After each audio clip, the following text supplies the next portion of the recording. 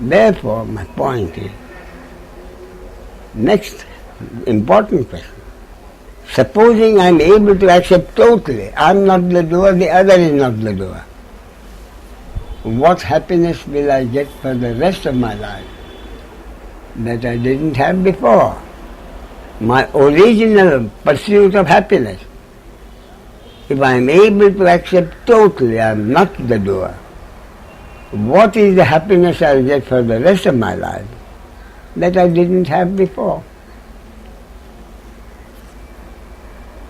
And the identical question, the Buddha has an identical concept.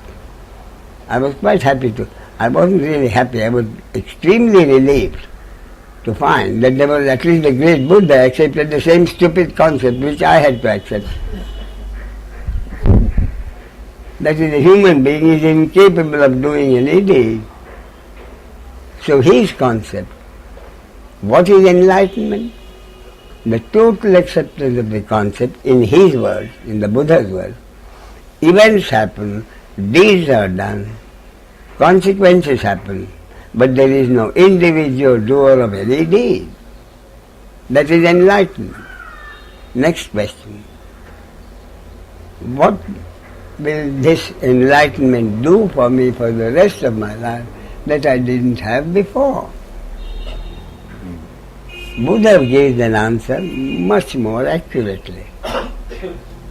Buddha says, enlightenment means the end of suffering. So, end of suffering means the happiness I am seeking.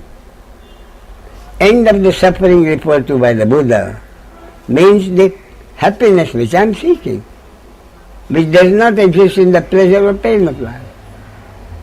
So if I am able to accept totally, I am not the doer of mind, then the entire load of pride for my good, successful action, the bigger load of guilt and shame for my actions which have been unsuccessful and have hurt others, and even a bigger load of hatred for others who have hurt me, the entire load disappeared. The entire load of anguish and hatred disappeared. And the disappearance of that load automatically meant for me my happiness, which I came to realize is peace of mind. So I came to that. The happiness I am seeking, happiness every human being has been seeking without knowing it, is merely peace of mind, happiness through peace of mind. And I was delighted to know that the old Sanskrit word, 3,000, 5,000, God knows how many years, for this happiness is exactly literally this. I say happiness through peace of mind. And the Sanskrit word says Sukha Shanti.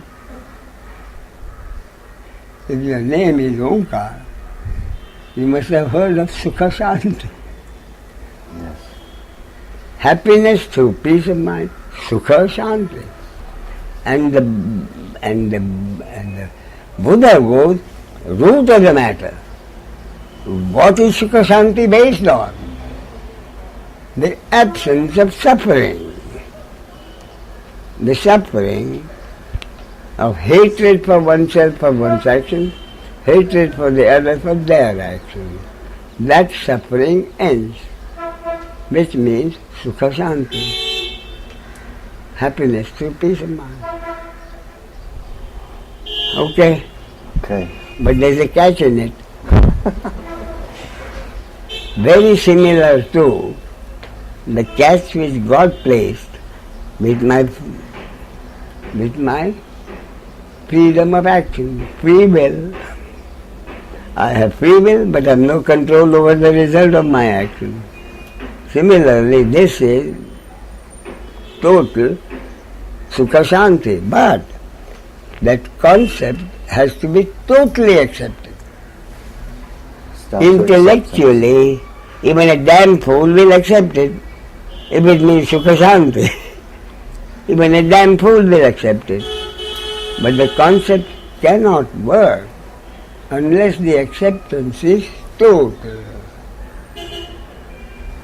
Therefore, what is Omkar's final question? What do I have to do in order to have the total acceptance and not merely intellect, that I am not the doer? Isn't that right? Yes. What is the answer? You don't know.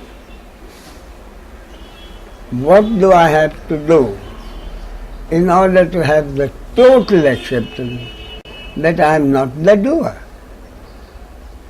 And Omkar's answer is, I don't know, that's what I would like to know. I don't know. You don't know what to do. Yeah. But the answer is much simpler. Answer is, there is nothing Omkar can do. Why? Because he is not the doer of anything. You see the catch? Catch 22.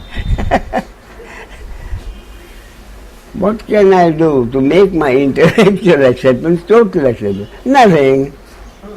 Because you are not the doer. But what does that mean? It means, very importantly, it will happen only if it is supposed to happen, not otherwise. But you don't have to be pessimistic, because the fact that you are not one of those people below the poverty line, the fact that you are someone reasonably comfortable in life, that you are one of those people who are seeking happiness as something beyond pleasure, not your choice, not your doing. Even that was a happening according to God's will, cosmic law. So if God has brought you so far, no need to feel He will now drop you. Therefore, don't consider your glass half empty, consider it half full and enjoy it.